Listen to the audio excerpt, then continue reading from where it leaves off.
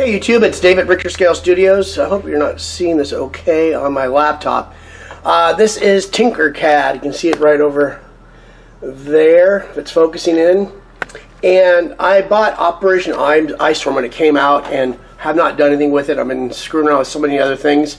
Also, I blew my printer up. That was my fault, nothing to do with the printer company. And very helpful with me trying to get back and forth, but I'm not much of an electronics guy, but I had to really just go over the videos and all the emails, and I finally got this thing fixed. I'll show you. This is on Tinkercad. This is a computer console. I think I can multiply it for like one of the objective rooms or something like that for Infinity. I really want to get into it. I love the miniatures and the whole concept of the fluff, and I like designing stuff on this on Tinkercad. It's really easy. It's like taking basic shapes and putting it together. You can see over on this side, Tinkercad.com. It's free. Another thing that's cool about it, and for what it is pretty powerful, especially for what we're doing in wargaming. See all those basic shapes, and you can shrink them down, stretch them out. You got hexagon for bolts. You want to? I have half spheres for. I did like a roller ball for like a built-in mouse type of thing. Cones. Spheres, squares. The squares can be boxed and be stretched any way you want, and it's just unlimited what you can do with it. And here you see a console. Let's go back over there. Excuse me, I got the old Canon camcorder on a tripod. So you got a console with two screens, two keyboards, kind of just simulating keyboards, and then little rollerball mouse things, and two sets of legs. I'm not sure how this is going to look like scale-wise. I kind of just, I can scale this up, no problem. But I just wanted to do a quick print, and also it was a nice 7-minute print, so it was really easy to do. And I'll take you over this printer right now. Be back in a second. Oh, I'll just take you right now. This is all kind of connected together. Let me zoom this out. I have like a laptop stand, and there's my printer on a little IKEA roller table with all my tools and hairspray. Also, reason why I blew my printer up, I have this to scrape my prints off, because this gets really, I got hairspray on there, it's heated up. I have a heated bed on this printer. It was one of the upgrades I got with this. And if you touch where that nozzle is, that red thing, that's where the plastic comes out of. That's your hot end, and that's your bed sensor. And I touched those together with this, and it blew it out. I had no idea it was that sensitive. So now, when I'm trying to clean plastic off the nozzles, I have a non-conductive plastic scraper. And then, whoa, get my head in the way here. I'm going to go over to the repeater and go to manual control.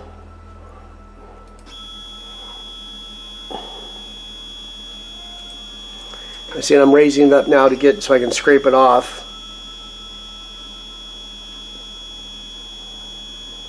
Nice. And I'm going to turn off the printer too, just in case. And then let me zoom in on here. And there is the little guy console. And this is a 0.4 millimeter nozzle, so it's not the highest resolution. And oops, didn't lose it.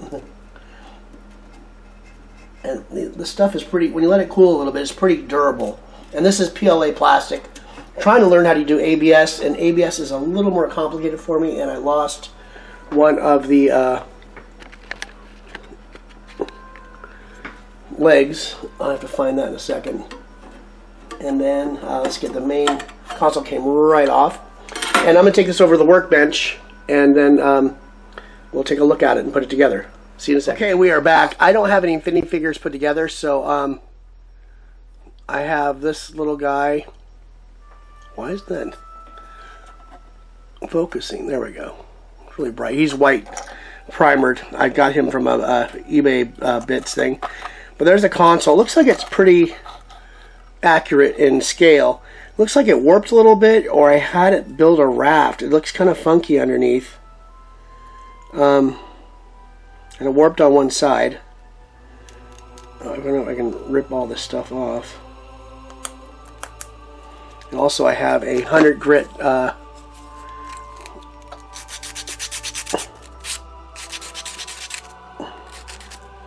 clean it up a little bit. I don't have it dialed in completely well, and I never get perfect. I mean, I occasionally get a perfect print, but it seems to be more or less than likely. But it does have a little bit of detail. Keys, I maybe have to scale it up a little bit bigger. The keys didn't really come out like I wanted them to. They look like a bunch of 2s. But, I mean, it does kind of serve its purpose for what it is, and maybe spread the monitors out a little bit better. And I do have other nozzles, so we can change the, especially this small of a piece, we can change the size of a nozzle. Go to 0.3, which is a 25% better resolution, and we will, by 25% more time, so it might go from 7 to maybe 11 minutes, which is not terrible when you're building little things of terrain for very cheap. Because if you think about it, I think this used a half of a meter, or 1.5 feet of that plastic PLA, and I'd like to get into ABS, but I get it better with my temperature controls, and I have an upgrade for this this guy to be able to do that. Let's see. Got a little super glue, keep this on frame for you. And the legs came out okay. A little bit of cleaning needs to be done. Let's see.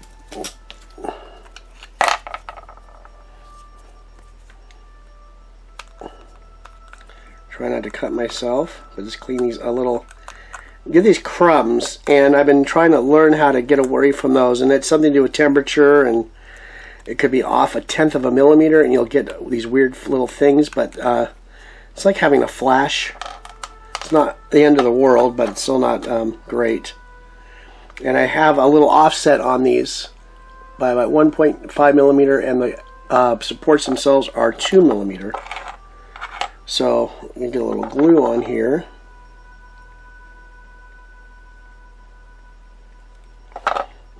And we can put it right there.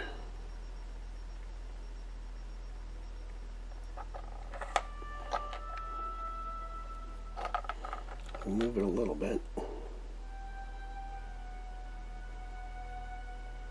I think I might have some kind of weird support thing.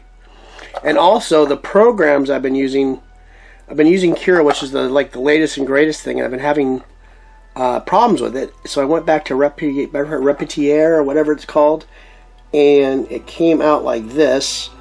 But the other one was, I had 4 fails before I had any kind of positive results. And this one obviously is not perfect, but it is usable, and it is much a better result than I was getting on the Cura engine. Maybe more glue.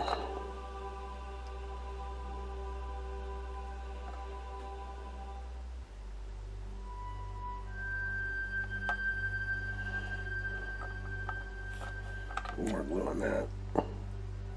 Maybe use a gel. There we go. What we can do is we'll do a little accelerator on it too. Oops. Oh, this is not fun. You can see my bloopers as they're being committed, and I got glue all over me now. Okay, let's see if we want to do this like that.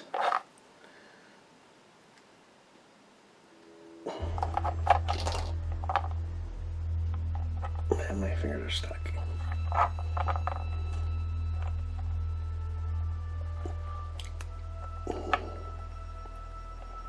Well, this is fun. Sticking in my fingers, this is crazy. Okay, hold on. There we go.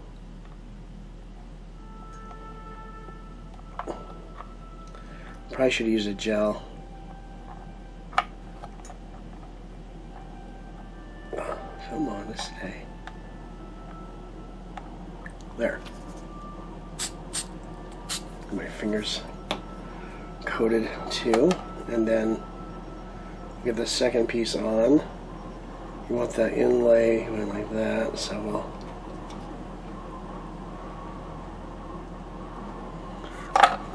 we'll keep this on camera.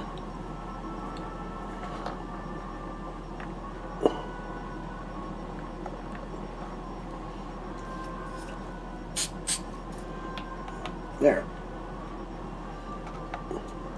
Now I have a little computer console. Obviously needs to be refined, but it was a cool little idea and threw it together within minutes. Just kind of a little idea what I wanted. A little slant to the monitors. You have 2 keyboards, and you have the 2 little trackballs. That's what I was trying to think of the name of. And kind of not too bad. Let me get this. And it looks like it's to scale. Obviously, he's on that base, so if he was down another 1/8 of an inch, I think it looked pretty good. And also, Infinity's probably a little bit smaller than him too. So that is it. I just wanted to do a quick little share and hopefully do some terrain eventually. I'm doing some like emblements for buildings and stuff with the 3D printer. Those are coming out really nicely. They're less complicated than the keyboard, especially so small like that. And I will be doing further videos on 3D printing, since that's the newest and latest thing in our hobby. And I was fortunate enough to get one for myself for Christmas last year, and it's literally been down for 3 months. I was about ready to throw it away, but I really just sat down and yeah, I'm not a kid anymore where I used to screw around with circuit boards and stuff like that.